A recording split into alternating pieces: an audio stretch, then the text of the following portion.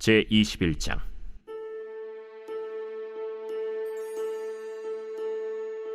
다윗이 노베 가서 제사장 아히멜렉에게 이르니 아히멜렉이 떨며 다윗을 영접하여 그에게 이르되 어찌하여 네가 홀로 있고 함께하는 자가 아무도 없느냐? 왕이 내게 일을 명령하고 이르시기를 내가 너를 보내는 것과 내게 명령한 일은 아무것도 사람에게 알리지 말라 하시기로 내가 나의 소년들을 이러이러한 곳으로 오라고 말하였나이다. 이제 당신의 수중에 무엇이 있나이까? 떡 5덩이나 무엇이나 있는 대로 내 손에 주소서. 보통 떡은 내 수중에 없으나 거룩한 떡은 있나니 그 소년들이 여자를 가까이만 하지 아니하였으면 주리라. 우리가 참으로 3일 동안이나 여자를 가까이 하지 아니하였나이다. 내가 떠난 길이 보통 여행이라도 소년들의 그릇이 성결하겠거든 하물며 오늘 그들의 그릇이 성결하지 아니하겠나이까? 제사장이 그 거룩한 떡을 주었으니 거기는 진설병 곧 여호와 앞에서 물려낸 떡밖에 없었습니다. 이 떡은 더운 떡을 드리는 날에 물려낸 것이더라. 그날에 사울의 신하 한 사람이 여호와 앞에 머물러 있었는데 그는 도액이라 이름하는 에돔 사람이요 사울의 목자장이었더라. 다윗이 아히멜렉에게 이르되 여기 당신의 수중에 창이나 칼이 없나이까? 왕의 일이 급함으로 내가 내 칼과 무기를 가지지 못하였나이다. 네가 엘라 골짜기에서 죽인 블레셋 사람 골리앗의 칼이 보자기에서여 에봇 뒤에 있으니 네가 그것을 가지려거든 가지라. 여기는 그것밖에 다른 것이 없느니라. 그 같은 것이 또 없나니 내게 주소서. 그날에 다윗이 사울을 두려워하여 일어나 도망하여 가드 왕 아기스에게로 가니 아기스의 신하들이 아기스에게 말하되 이는 그 땅의 왕 다윗이 아니니까? 무리가 춤추며 이 사람의 일을 노래하여 이르되 사울이 죽인 자는 천천히요 다윗은 만만이로다 하지 아니하였나이까? 다윗이 이 말을 그의 마음에 두고 가드 왕 아기스를 심히 두려워하여 그들 앞에서 그의 행동을 변하여 미친 채하고 대문짝에 그적거리며 침을 수염에 흘리매 아기스가 그의 신하에게 이르되 너희도 보거니와 이 사람이 미치광이로다. 어찌하여 그를 내게로 데려왔느냐? 내게 미치광이가 부족하여서 너희가 이 자를 데려다가 내 앞에서 미친 짓을 하게 하느냐? 이 자가 어찌 내 집에 들어오겠느냐? 하니라. 할렐루야. 이른 새벽 우리 주님 전에 오신 믿음의 성도님들을 환영하고 축복합니다. 여러분, 우리의 인생 여정 가운데에서요, 하나님께서 우리의 인생의 광야로 이끄실 때가 있습니다. 그곳에서 하나님께서 정하신 시간까지 하나님의 방법에 따라 진행되는 이 광야에서의 삶은 비록 많은 인내와 아픔과 고통을 필요로 하지만 우리가 분명한 사실은 이 시간을 통해서 우리는 그 어느 때보다도 하나님의 사랑과 은혜를 깊이 체험할 수 있다는 것입니다. 이 오늘 사무엘상 21장은요, 다윗이 사울을 피해 도망자 신세로 인생의 광야를 떠돌아다니는 그러한 모습을 우리가 발견하게 됩니다. 이 사울이 자신을 죽이려 한다라는 것을 알고 도망쳐 나온 다윗이 처음으로 찾아간 곳이 바로 노비라는 곳입니다. 이 예루살렘 북동쪽에 위치한 노브는요, 이 제사장의 성읍으로 알려져 있습니다. 이 다윗은 이미 이 선지자의 성읍인 라마 나요스에 가서 이 사무엘의 도움을 받았던 것처럼 이 제사장 성읍에서 무엇인가 도움을 구하기 위해 찾아온 것이죠.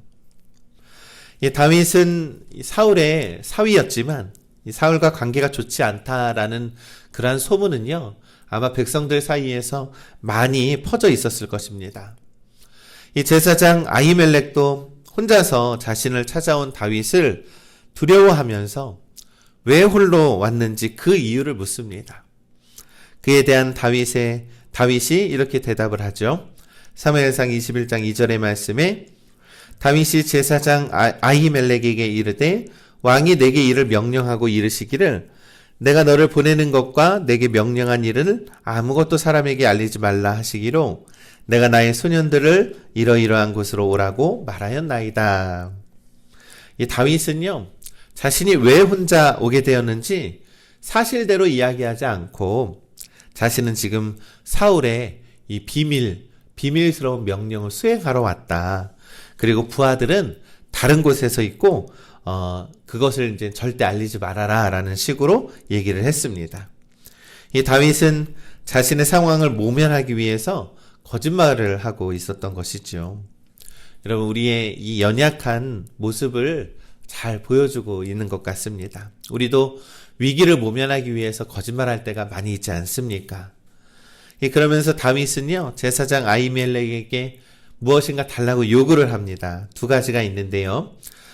사무엘상 21장 3절에 이제 당신의 수중에 무엇이 있나이까? 떡 5덩이나 무엇이나 있는 대로 내 손에 주소서 하니, 이 다윗이요, 이 제사장 아히멜렉에게 이 떡 5덩이나 무엇이나 있는 대로 달라고 말을 하죠.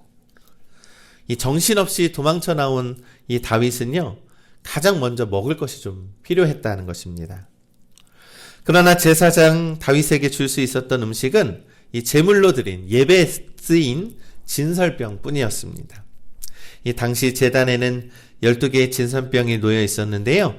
매 안식일마다 이 새 것으로 이 교체를 하는데, 그날에 이 더운, 뜨거워진 떡을 버리고 이제 새로운 떡을 넣어서 넉넉한 떡이 있었다라고 성경은 기록을 합니다. 그래서 제사장이 먹을 수 있도록 다윗에게 허락을 했다라는 것이죠. 이 반면 성경은 여기에서 전혀 예상치 못했던 사실을 기록하고 있습니다. 사무엘상 21장 7절의 말씀에 그날에 사울의 신하 한 사람이 여호와 앞에 머물러 있었는데 그는 도액이라 이름하는 에돔 사람이요 사울의 목자장이었더라. 이 다윗이 사울로부터 도망쳐간 이 제사장 성읍 노베 이 사울의 목자장인 에돔 사람 도액이 있었다라는 것이죠. 실제로 이후에 사울은요, 이 도액을 시켜서 이 제사장 아히멜렉과 그 가족을 비롯하여 그곳에 있는 많은 제사장을 죽이게 됩니다. 이 도액이라는 사람이 아마 자신이 이곳에서 이러한 일이 있었다라는 것을 분명히 사울에게 전했다라는 것이죠. 다윗은 제사장 아히멜렉에게 먹을 것에 이어서 또 한 가지를 요구를 합니다. 사무엘상 21장 8절의 말씀에 다윗이 아히멜렉에게 이르되 여기 당신의 수중에 창이나 칼이 없나이까? 왕의 일이 급함으로 내가 내 칼과 무기를 가지지 못하였나이다. 이 다윗은 급하게 도망쳤기 때문에요, 중요한 음식하고 무기를 준비하지 못했습니다.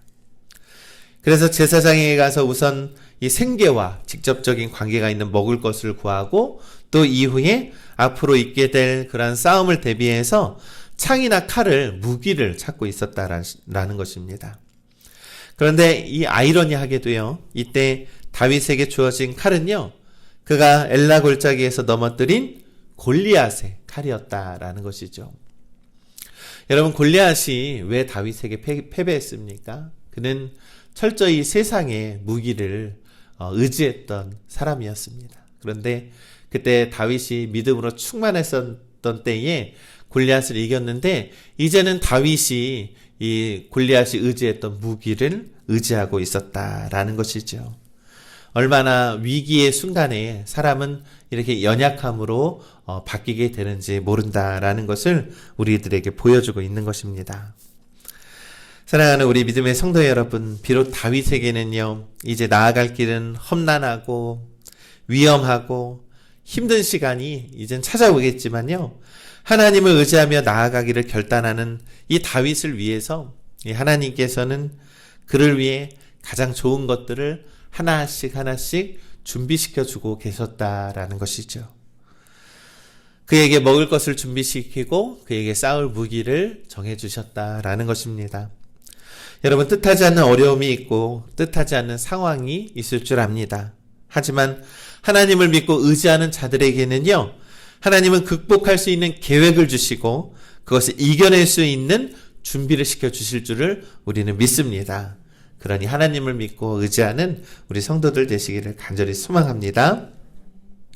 이 먹을 것과 무기를 공급받은 다윗은요, 이 자신을 추격하는 이 사울을 피해서 이제 길을 떠납니다.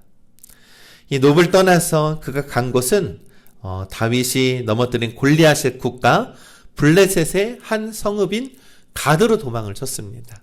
이 얼마나 다급했으면 이 적진으로 도망을 갔겠습니까? 그런데 다윗이 도착을 했을 때 가드왕 아기스의 신하들은 다윗을 알아보고 이 당시 사람들이 다윗과 사울을 비교하여 부르던 노래를 부릅니다. 그 노래 때문에 다윗이 자신을 알아본 가드 사람들의 행동에 두려워 떨게 된다는 것이죠. 내가 여기서도 정체가 발각이 됐으니 여기에서도 잡혀서 죽게 될지 모르겠구나라는 생각을 해서 다윗은요, 거짓으로 미친 사람인 척을 합니다. 다윗은 거짓말에 이어서 이번에는 미치광이처럼 머리를 풀어 헤치고 침을 흘리면서 멍하니 행동을 했다라는 것이죠.